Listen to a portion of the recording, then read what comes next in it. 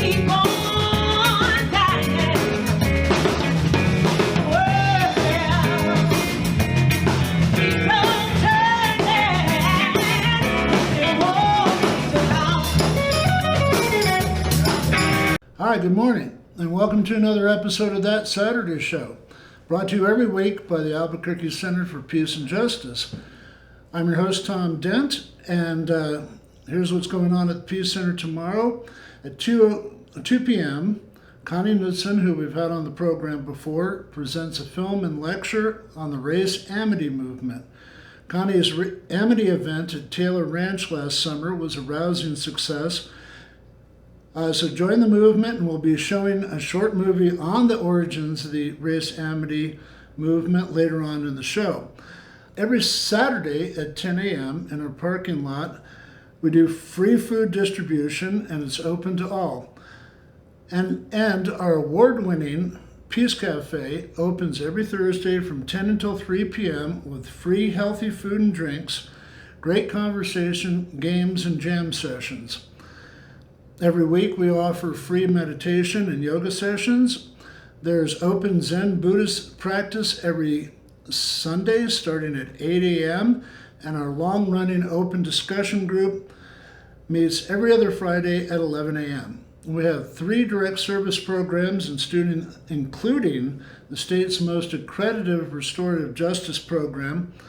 We work with many youth groups and internships in addition to our 30-plus anti-war, pro-environment, and human rights organizations that are Pajola members here at the center, including Veterans for Peace, 350.org, Common Ground Rising, New Mexicans to Prevent Gun Violence, and a number of anti-nuclear groups. Come in, check us out, donate, become a member, volunteer, and join some of our great organizations and causes. We have to object to the city's long-term lack of planning on housing and homeless issues, resulting in what we just seen with the closing of Coronado Park, the city's largest homeless encampment, and their moratorium on safe spaces and designed homeless encampments throughout the city. Where is the compassion and mental health services? The second half of our program deals with the beyond 10-year history of the proposed Santolina massive housing and business development on the west side of Albuquerque.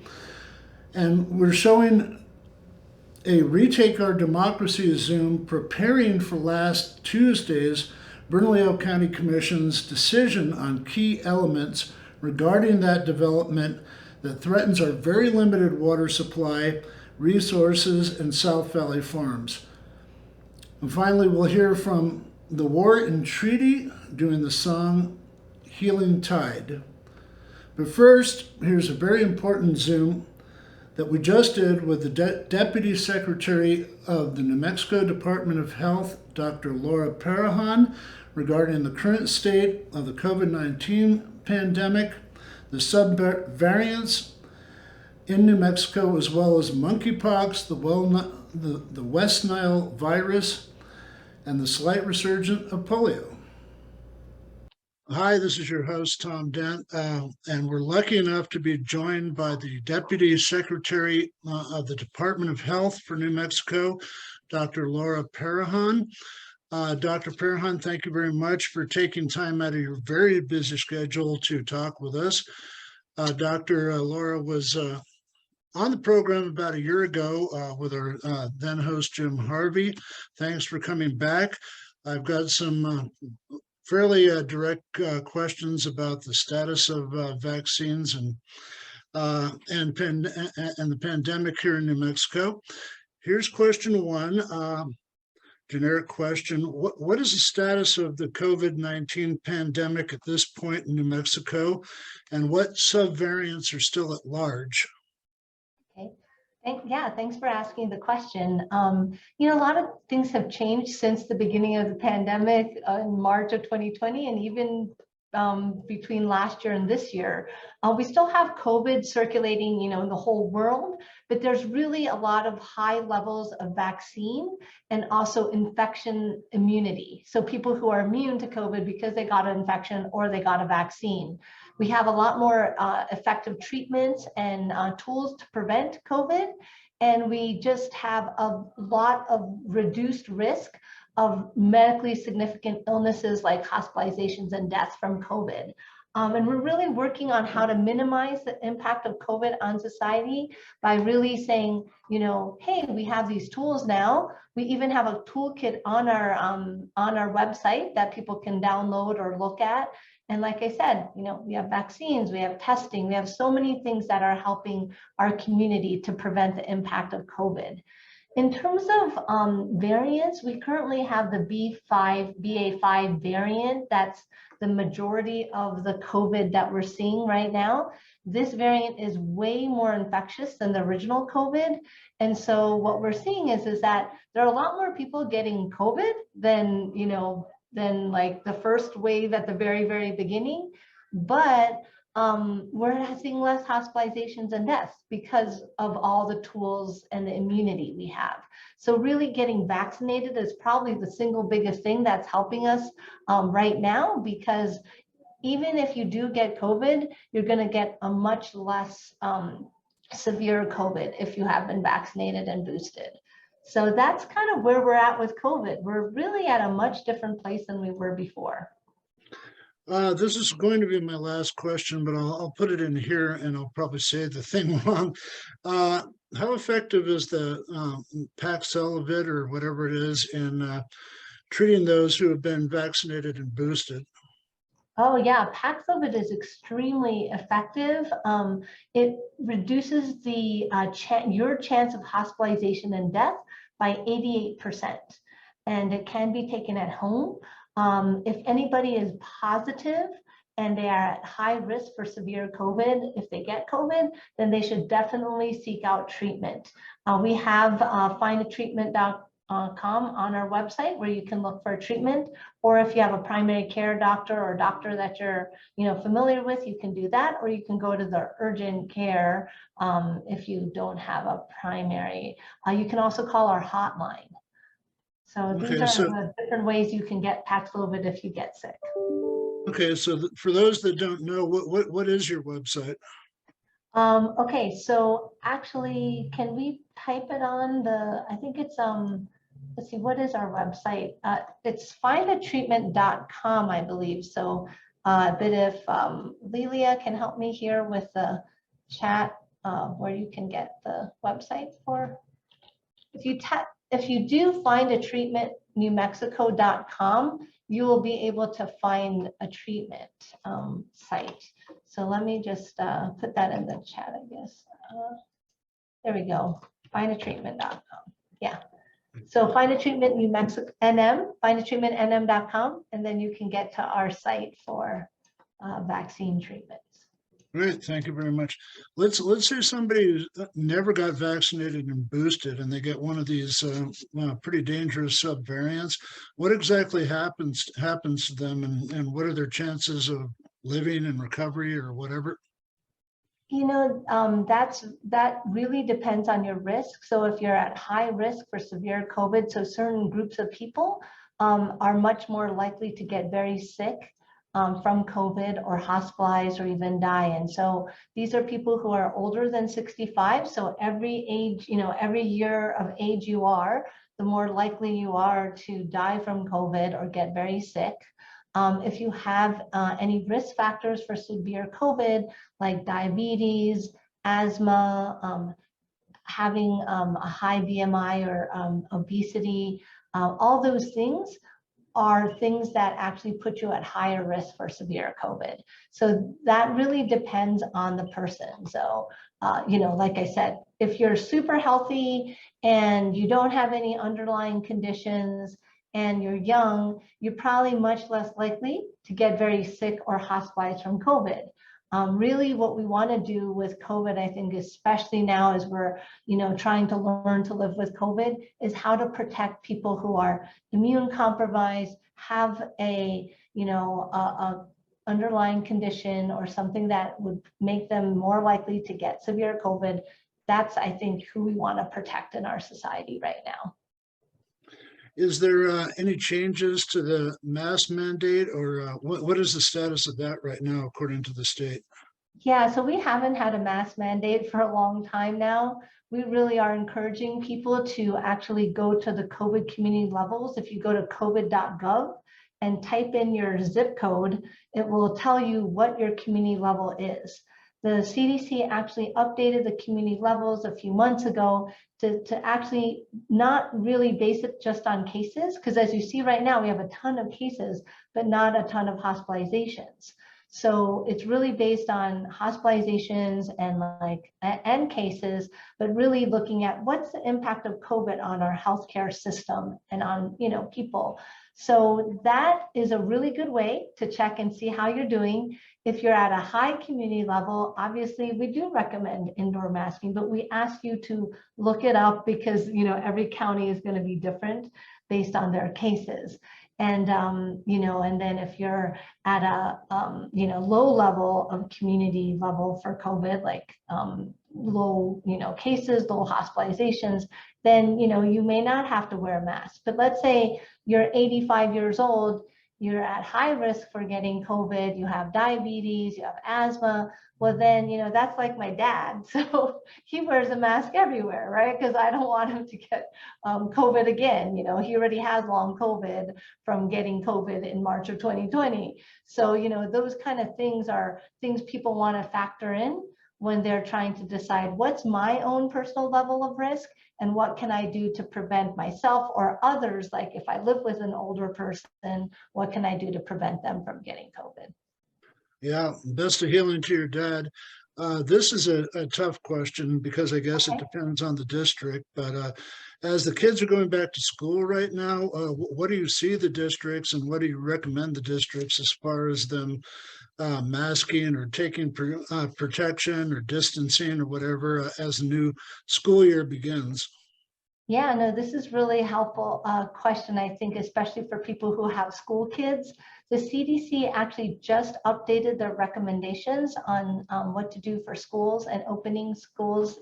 And they recommend basically, which is actually really cool because it's things that we should just do for all schools, is that, everyday operations of going to school, right? Every day going to school, you should just make sure that the kids stay up to date on all their vaccinations, including COVID, staying home when they're sick. So, even if it's a cold or a flu, you don't want to spread that. So, you want to prevent COVID by staying home. If any school can improve ventilation, so keeping the windows open if you can to just get some ventilation in there, that helps prevent the spread. Encouraging those kids to wash their hands and cover their coughs and sneezes, and cleaning surfaces once a day. Those are things that are just saying hey, let's keep our kids healthy in school.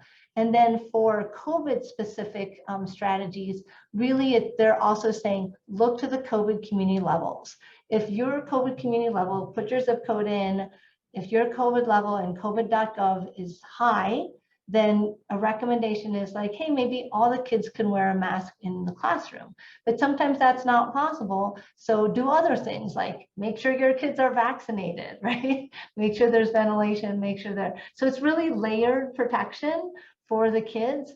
We're no longer having tests to stay in schools. I don't know if you remember that when kids, could stay in school if they got tested frequently. The CDC has changed their recommendation on that and saying that, really just let's keep to kids not, kids really do need to go to school. Our school teachers are doing an amazing job of teaching our kids. Let's have them focus on that. Instead of trying to manage all these medical things for the kids with COVID. And really, being able to say, yeah, let's try to make sure the kids are in school and then do practical things like when they're sick, stay at home. Yeah, it's been tough on the kids. My daughter probably spent a year and a half online for school when she first started high school. My last question is kind of loaded question again. What about, other than COVID, what else is out there that we have to worry about, like monkey pox or West Nile virus? Yeah, There, I guess the world never gets a break, right? And just to add something to that, there's polio case in New That's York. right. I heard about that too.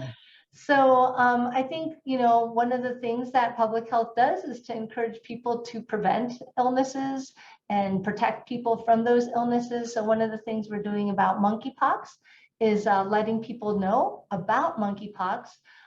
It is actually a rare disease, but then it's spread, rapidly in the United States. It is spreading rapidly, and it's kind of like a form of smallpox, but much more milder than smallpox. That was a very severe illness.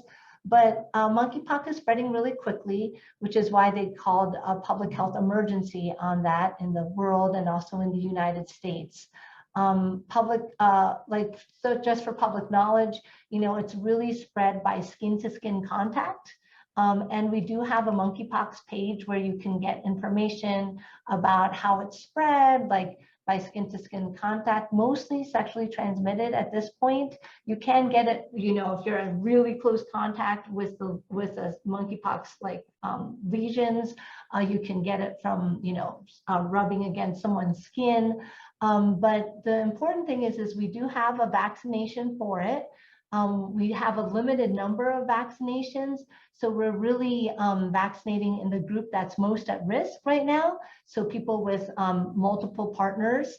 And it currently has been mostly just by chance in men who have sex with men, but it can be for anybody who has sex with multiple partners right now. So really the word is to say, hey, call our hotline. It's 1-855-600-3453. And you can hit option 4 and they'll let you know if you are at risk for monkeypox. And if so, they will schedule an appointment for you. So there's a lot of things going on. You can prevent monkeypox, of course, by, making sure that if you are someone who has sex with multiple partners, is be protected, use a condom, ask questions, about, your risk factors. And then, and just be aware, come onto our website and you can learn more about monkeypox. And then West Nile virus, spread by the mosquito, right? It's been raining a lot. And so, preventing, wearing mosquito repellent, making sure there's not standing water around your house. The mosquitoes don't fly very far. So if you look around, make sure you don't have standing water. That will help you reduce your mosquito risk. Wow.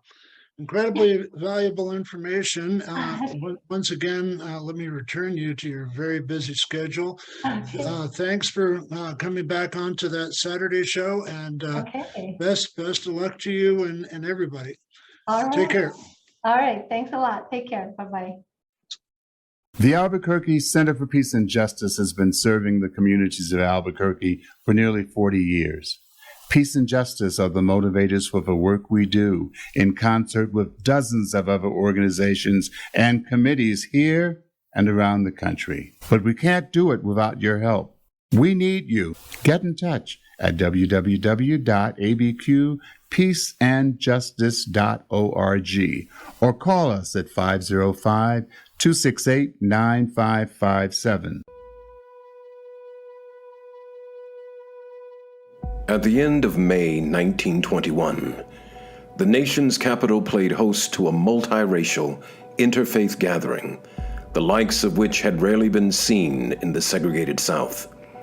For 3 days, thousands of people assembled at the First Congregational Church of Washington, D.C., in the first ever convention for amity between the colored and white races.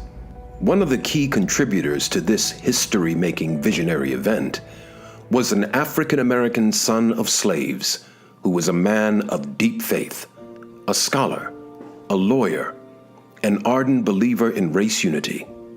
His name was Louis G. Gregory. The narrative that frames this documentary is taken from his diary reports of events at the 1921 National Convention of Amity Between the Races. The North and the South, Orient and Occident, colored and white, mingled in a picturesque setting of 5 sessions over a period of 3 days. The First Congregational Church, which in past years had welcomed so many liberal and progressive groups, opened its doors for all sessions. Among the distinguished people who aided the endeavor were Reverend Dr. Jason Noble Pierce, Honorable Moses E. Clapp, former senator from Nebraska, Senator Samuel Shortridge of California, C. Lee Cook, famous Southern businessman, Dr. Elaine Locke, Honorable Martin B. Madden, Congressman from Illinois, William H. Randall, Professor George W. Cook, Mrs. Coralie Franklin Cook, Roy C. Wilhelm, Janabi Ifadel Mezandariani of Iran, and Lieutenant General Nelson A. Miles, commanding the American Army. I attended every session, day and night. Many times throughout the meetings did with much effort restrain my tears.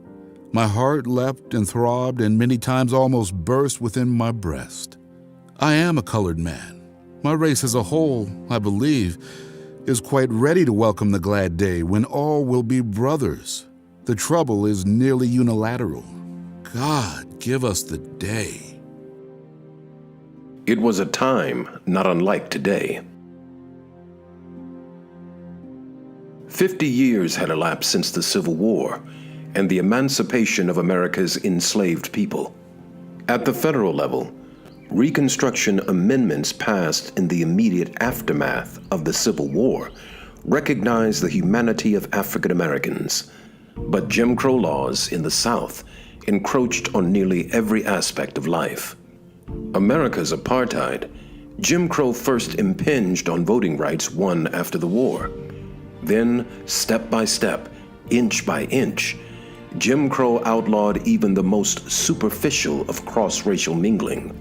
Schools, hospitals, amusement parks, train platforms, bus depots, doctors' waiting rooms, restrooms, post office and bank teller windows. At the same time, the Ku Klux Klan arose again to enforce the Jim Crow social order. Terrible, horrendous things happening to blacks, lynching and burning people. And not only that, we also have to remember that these lynchings and burning of people, they would invite men, women, and children and see these things, you see. And so you had a culture, it was a celebration of the denigration, of black folk. Then in 1919, the nation's capital and more than 30 other American cities erupted into violence and chaos, incited by white mobs in unprovoked attacks on blacks. What we see in 1919 in various places, throughout the country, most certainly in Chicago and DC, is that blacks are showing defiance and they're showing a willingness to fight back rather than to just be victimized.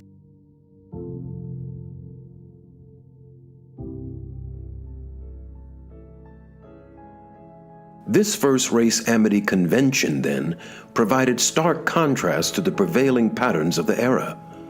Thousands of men and women from various racial backgrounds, hues, cultural traditions, and social classes chose to sit shoulder to shoulder in church pews for 3 straight days, a simple but truly revolutionary act. The specific purpose of this initial convention was race understanding.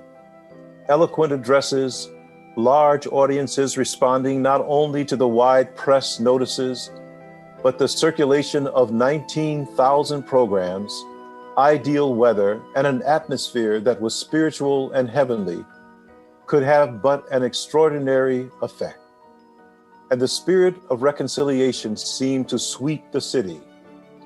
This convention had the fervent approval of the President of the United States, although officially he took no part in it. The gratitude of the Chief Executive may be well understood when it is recalled that but a short time before, the historic city had been violently disturbed by a race riot fatal to many. Now the cleansing and purifying power of the Holy Spirit was at work, bringing harmony and peace to those who had passed through the shadow of death. Whether aware of it or not, when convention goers stepped through the doors of the church, they also stepped into the flow of the other tradition. There have been people all over the country, all through history, who have been able to envision a different kind of society. We know about the tradition of racism, and it's important that we study the tradition of racism. But at the same time, we need to understand that there's a parallel tradition. They're interrelated. The other tradition is something where people from different racial ethnic groups have worked together to address social injustices throughout history. The other tradition dates back to the origins of European settlement in North America. In 1619, early colonists captured African men and brought them in bondage to Jamestown, Virginia. While enslavement grew in reach, the other tradition freshened the historically rich soil of the colonial period, as interracial communities appeared along Virginia's eastern shore. From about 1650 to 1670, blacks and whites in these communities exchanged land and livestock, hired and fired each other, rented rooms in each other's homes, and cross-racial marriage and adoption became commonplace. As history unfolded, this ever-present other tradition of cross-racial collaboration was practiced. Blacks and whites formed bands of brotherhood while fighting alongside one another in the Revolutionary War, created an underground railroad for the protection and safe passage of the enslaved who sought freedom, joined ranks again to save the Union during the Civil War, and sat in legislative halls together during Reconstruction to actively envision an interracial democracy. Sometimes quiet, sometimes loud, often hidden or overlooked, this other tradition has always been present, characterized by close collaboration, amity, and mutual respect. The other tradition responded to the tumult leading up to 1921.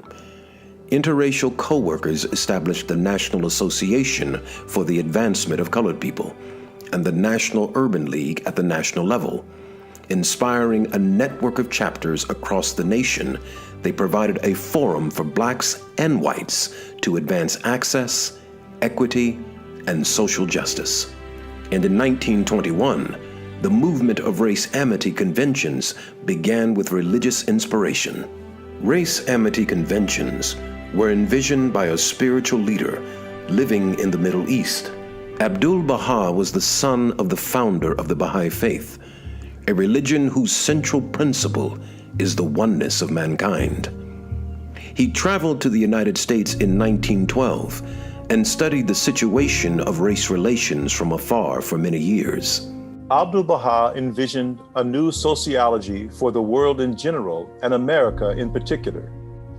He invites the attention of social workers to the oases rather than the deserts of their environments and helps them to extend the boundaries. In this nation's internal development, there is no more lurid and tragic chapter than that of race relations. It is to this, therefore, that Abdul-Baha directed his great thought, turning his searchlight upon the national disease and prescribing with marvelous wisdom the remedy. Abdul-Baha constantly talked about the importance of racial unity. He described the whites as pearls and the blacks as sapphires. So he created a lexicon of racial or interracial appreciation. When it came to the first Race Amity Convention, Abdul-Baha placed responsibility squarely on the shoulders of a woman by the name of Mrs. Agnes S. Parsons. Agnes Parsons, this Washington, D.C. socialite who had very little exposure to African Americans. She wasn't necessarily what you would call the most progressive person. She wasn't a Jane Addams. She wasn't a radical white woman, okay? So why did he pick her? The call for blacks and whites to come together for a new effort to abolish prejudice needed to come from a well-to-do white person, not from African Americans who could easily be sidelined and disregarded.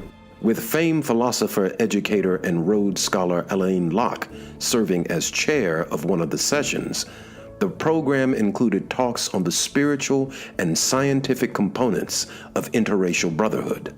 Artistic presentations celebrated Black culture through a musical performance by violinist Joseph Douglas, grandson of Frederick Douglass, a talk on Black poets by Coralie Cook, a professor at Howard University, and an evening of traditional African American spirituals with historical commentary given by Howard University Director of Music, Gabrielle Pelham, and the University Dean of Music, Lou Levere.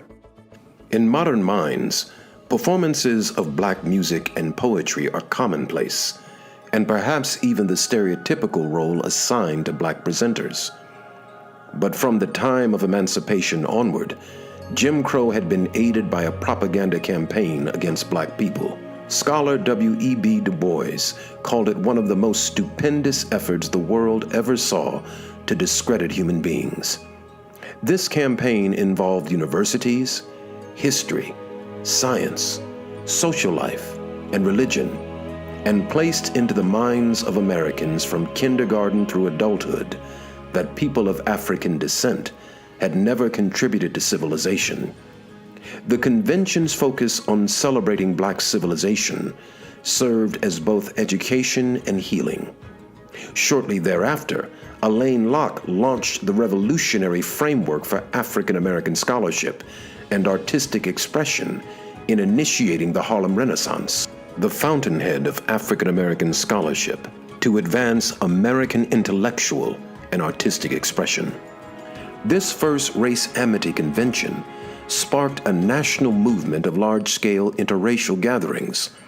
Washington, D.C. hosted 3 more conventions in 1922, 1923, and then formed a racial amity discussion group led by Coralie Cook and Agnes Parsons. Springfield, Massachusetts also held a convention in the winter of 1921. In 1924, New York City saw a collaborative effort between the national leadership of the NAACP, National Urban League, and the Baha'i community. At that city's convention, Alain Locke shared the stage with W.E.B. Du Bois, Jane Addams, and James Weldon Johnson. Throughout the 1920s, conventions took place in Philadelphia, Boston, Chicago, Montreal, Detroit, and Pittsburgh.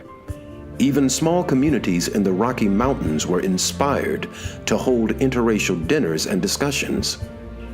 These race amity gatherings and conferences were held off and on in various cities into the 21st century.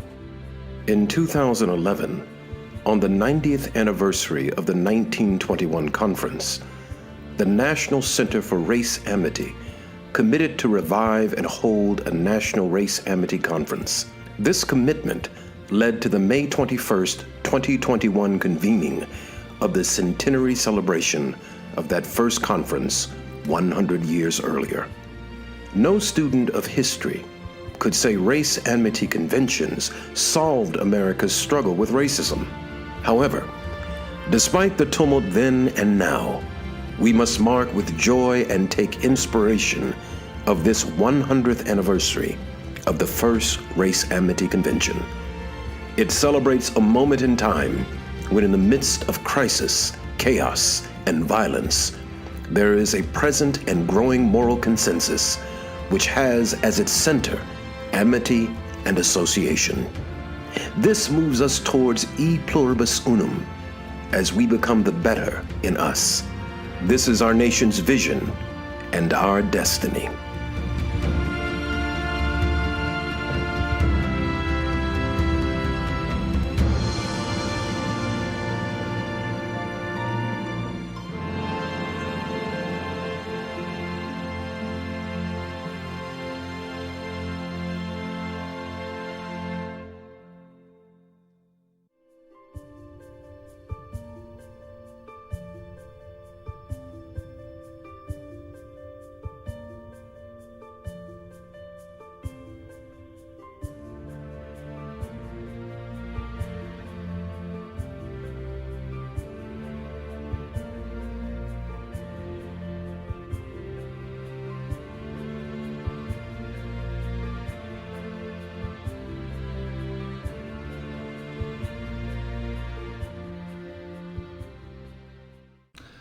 All right, now we're going to see a short Zoom produced by Retake Our Democracy and Paul Gibson up in Santa Fe with community activist members, member from the New Mexico Environmental Law Center and the Middle Rio Grande Water Conservancy.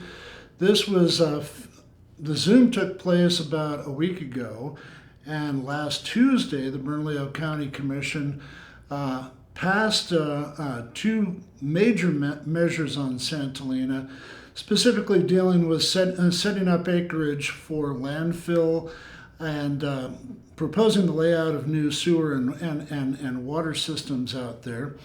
Santolina has been an issue of controversy for over 15 years here in this town. It is a proposed site basically funded by Barclays Bank out of Great Britain. A lot of people think it's a money laundering scheme. It's a proposed 14,000 acre site on the old Atrisco land grant, primarily south of Central on the West Mesa, close to the Rio Puerco. And it's designed to accommodate 90,000 people, making it the third to second largest city in New Mexico. And the plan is, well, the main issue with Santolina is that we're in a drought and we don't have enough water to make this community sustainable. It's planned to use at least 20 million gallons of water a day. And not only that, but I mean, it's the landfill, the arroyos, the erosion, everything like that, the waste and everything like that. It's set to travel downhill straight to the Rio Grande, straight to the very valuable fertile farms in the South Valley. So the New Mexico Law Center and other entities have been successful in helping to stop the development of Santolina. Back in March, the Bernalillo County Commission actually voted down two different proposals, but they keep hammering away, and this keeps feeling like it's going to happen whether we like it or not. Next week we're going to try to get somebody on the show from Contra Santolina so we can follow up with the second part of this issue. Good morning. You're listening to Retake Our Democracy, a weekly radio show that appears on KSFR 101.1 FM, your Santa Fe public radio station. It also streams live throughout the state at ksfr.org. Today, we're going to be discussing the proposed Santolina development on Albuquerque's west side as it reaches yet another critical decision point on August 16th. I'll be talking with Maslin Locke, a staff attorney at the New Mexico Environmental Law Center, Norm Graham, a former director of the New Mexico Interstate Stream Commission and an active member of the Middle Rio Grande Water Advocates, and Marcia Fernandez, a retired teacher, mother, grandmother, and community activist. She and her husband have a small farm in the South Valley, which they irrigate with from a small acequia when there's water. It seems that Santolina has a negative impact on every aspect of ensuring a healthy, sustainable community. Is the development purely extractive and focused on developer profit? The public be damned? As far as I can tell, you've just put it into one sentence. That's exactly what we think. It isn't just about water. It's also about disturbing the desert. I live directly east of the Santolina development, and I'm here to tell you that when the wind is blowing 50 miles an hour from that direction, we can't work outside. You can't open your windows and doors. Everything is covered with dirt. It blows on us all the time. And that's with the desert relatively undisturbed. So if you start, bulldozing the dunes, which they have to do to build upon them, and building roads and disturbing the desert, I think we're going to have an enormous problem with dust and sand. And the rates of asthma and lung disease in the South Valley are already highest of any group in the state, as I understand it. And this would make that worse. So that's one small thing that nobody wants us to bring up or talk about. The other thing is transportation. When I moved out here, the South Valley was very lowly populated. Roads were not congested. But I'm here to tell you that right now, the closest major intersection to my house at peak hours, I can't get out of my neighborhood. I can sit for 20 minutes and not be able to get off the road that takes me out of my neighborhood. And that's on the days, well, when school is on, it's also the main route where Rio Grande High School opens it up to. So that's 4 peak times a day when you count school letting in and out. So roads are a big problem. The roads out here, as in much of the county, as I understand it, are in bad condition. The intersections are not, from the traffic impact analysis studies that I've read, the intersections are not functioning well, and I don't think they are.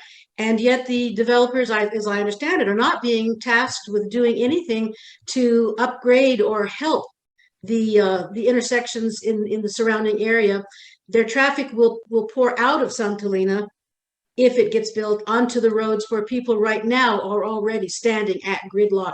And I've asked and asked and asked, I see no solutions being offered to this transportation problem. And it is a problem. If you can't get out of your neighborhood, then a fire truck can't get in, or emergency equipment cannot get into a neighborhood. And it's just a major bad thing as far as I'm concerned. That's roads. So I've got dust and I've got roads, and I'm sure there's a bunch more, but that's a good beginning, don't you think? What about waste disposal? Can anybody comment on that? Well, the plan, Paul, for the wastewater is to send it down to the treatment plant in Albuquerque South Valley. Now, the problem is that plant and the sewer lines that lead to it don't have any capacity. So there's a complex plan that the Water Utility Authority offered, which was for Santolina to basically pay for water reuse infrastructure. They would treat sewage higher up on the west side, transport that water to parks and golf courses and turf, places where potable water is not needed, freeing up enough capacity for Santolina for them to put their wastewater in the sewer and send it onto the south. I don't know about the solid waste. I mean, we have huge solid waste problems. We generate so much of it, it would add to it. But, I think one of the most extractive things about this development, in addition, besides the water situation, is the extraction of financial resources from all levels of government. The developers are actively seeking subsidies and tax write-offs and all sorts of things. They say that there would be no net cost, but that's not been shown at all. Mm-hmm. Okay. So this is a question. Go ahead, Marcia. Sorry, Paul, I can speak a little bit to the waste disposal issue. It's part of what we're arguing about upcoming on August 16th. Is part of the new proposed development is to possibly put a big landfill on a portion of the Santolina property. Now, the developers have been a little inconsistent about whether or not that's part of their plan. I think every time they name a landfill, a lot of folks get worried about what that might look like and how that will impact them. And so then they backpedal and say, oh, no, we're not proposing a landfill. And we've seen many iterations of the current plan that's going to be heard on the 16th. And they have now reintroduced the option for a landfill as a possible land use for this particular part of the plan area. So it's talked about, but there's no clear plan about where solid waste will actually be going. So this question is for any of you.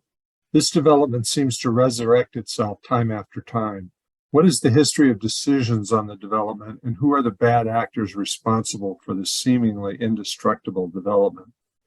They must hold important influence with both political parties. Can I take the first crack at that just initially? Sure. Yeah.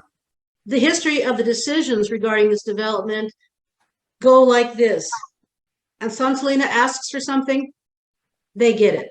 They ask for something else, they get it. They ask to change that something else, they get it. We appeal it, we lose. And this has just been going on now since 2014. We have won what I consider as a win, a total of one thing with the county regarding Santolina. Everything else has been a loss. We've taken them to district court, several cases to district court. We've been in the Court of Appeals, and we continue to get turned down, or we continue to lose. But we're still here, and we're not going away because fundamentally this thing is not in the best interest of the people who live in this area. It just isn't, and so we keep fighting it. Maslin, maybe you can comment on this. If the commission rejects this latest effort next week, next week, is that it? Are we done with Santolina once and for all, or will there be a next hearing and another term? I wish we would be done with Santolina once and for all, but no. So the hearing this next week will be on amendments to level A, so a base level master plan for Santolina that's already been approved. So that plan already exists, and they're trying to change it to allow for what they're proposing in the second plan that will be heard next week, which is the level B, sort of second level plan.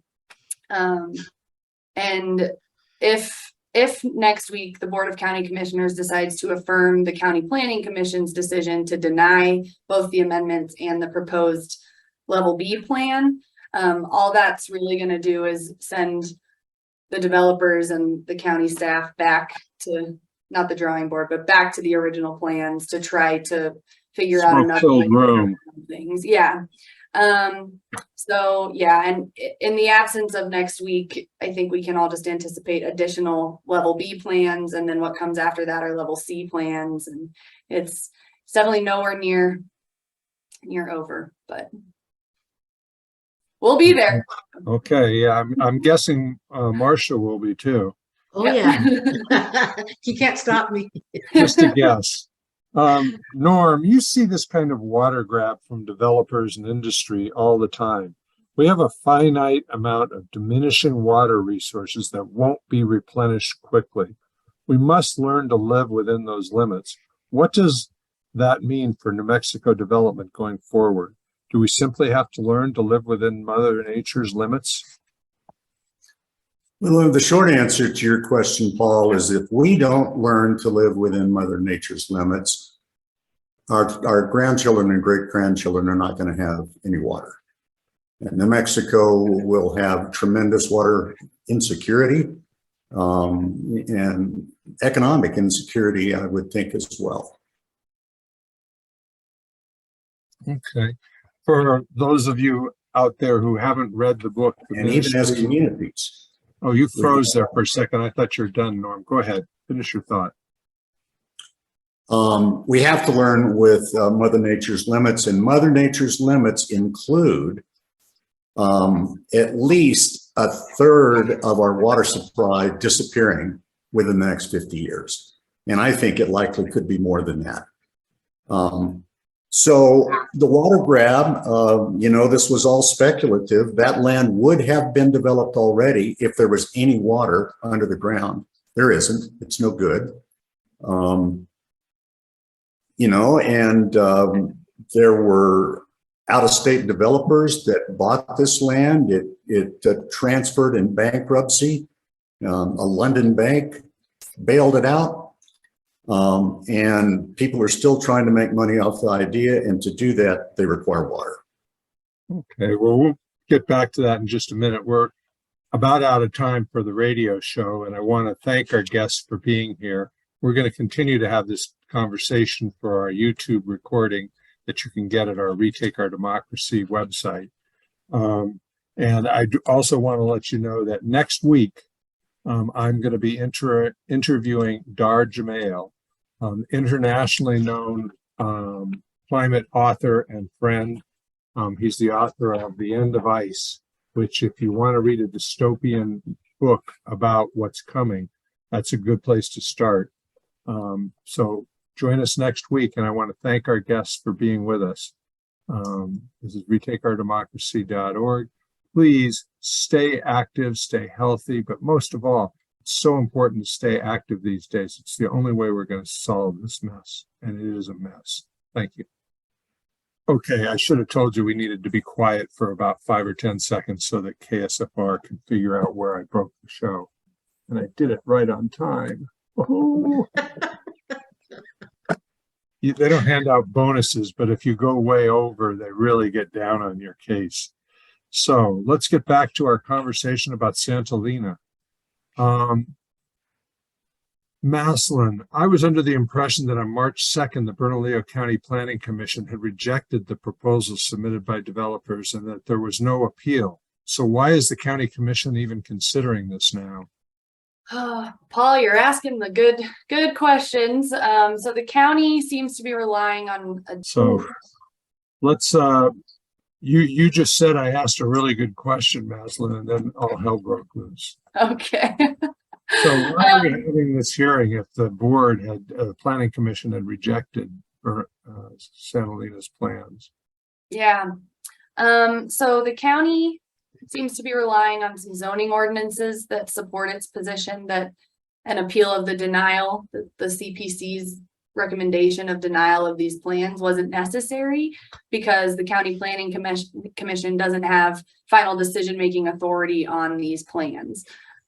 We've disagreed with that position and have argued and continue to argue that the denial should either be adopted as the final decision because it hasn't been appealed, or that the plan should go back to the county planning commission entirely and reheard before the CPC, because the plans that are going to be presented on August 16th are actually different than the ones that the county planning commission denied back in March. So, you know, our position is that the county is not following their own articulated procedures, and we can only really speculate as to the why of that. But I will say that that's not really something new for the public to have to figure out what can and can't be done and when it can be done and all that. So where there's a will, there's a way. I got it, but I didn't pay attention. Really? Mm-hmm. Mm-hmm. They didn't define that, did they? Nope. Well, we may get there and find out that they want a person sitting in every third seat or something, or every third row, which Yeah. would, it's a smaller auditorium than the last one. Hmm. You know, it holds fewer than 200 people. We'll see. Well, get there early if you want a seat, I guess, is what that says. Welcome back, Paul. Yeah, so I lost you there for a bit. Everybody froze and then the whole thing started over, but miraculously it continued recording, I think. So I don't think we lost what you were commenting on, but we're about out of questions anyway. So I just wanted to thank you for taking the time to do this and apologize about the internet problems, but this stuff just happens. We do Zoominars where we have hundreds of people on, and that has never, I should not say that has never encountered anything like this. But again, thank you for not just for being here with us today, but for the work you're doing. The Albuquerque Center for Peace and Justice has been serving the communities of Albuquerque for nearly 40 years. Peace and justice are the motivators for the work we do, in concert with dozens of other organizations and committees here and around the country. Whether the issue is nuclear weapons, or police brutality and murders, or homelessness and hunger, or even climate justice, immigration, and prisons, the center continues to stand shoulder to shoulder with community organizations dedicated to doing the good work, the necessary work. But we can't do it without your help. COVID didn't take a break, and we didn't either. And the financial cost of being strong advocates and providing assistance have not diminished. You can help us by becoming a member of the Peace and Justice Center for $40, or simply make a donation. You can also stop by the center and maybe purchase one of our popular yard signs to let your neighbors know where you stand on important social justice matters. We need you. Get in touch at www.abqpeaceandjustice.org or call us at 505-268-9557. Thank you for your support, and thank you for standing up for peace and justice. 1, 2, 3, and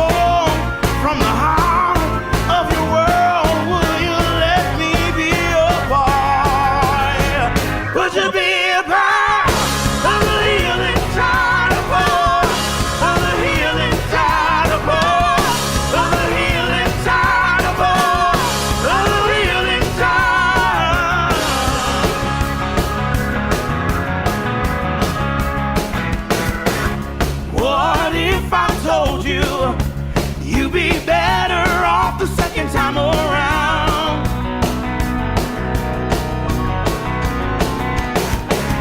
What if I told you not all that goes up will come down? Yeah, yeah, yeah.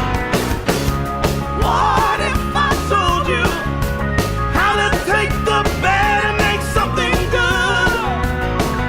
Oh, yeah, yeah, yeah. What if I gave you my heart from the start of your world? Would you let me be a part? Would you be a part of the healing tide to pour? Of the healing tide to pour? Of the healing tide to pour? Of the healing tide.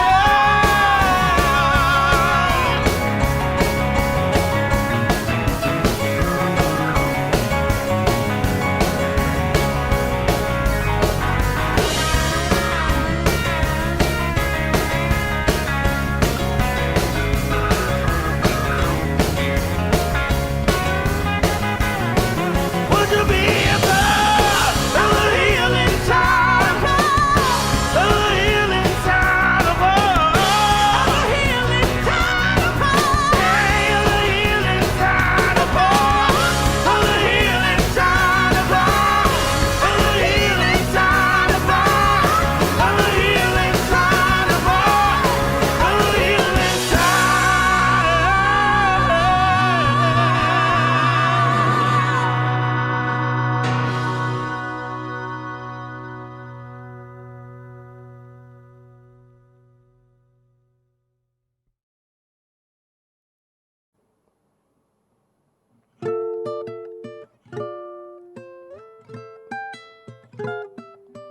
Until the next time, it's time to say goodbye. When you out here in the streets, keep it real, 505. We love everybody, we just want to let you know.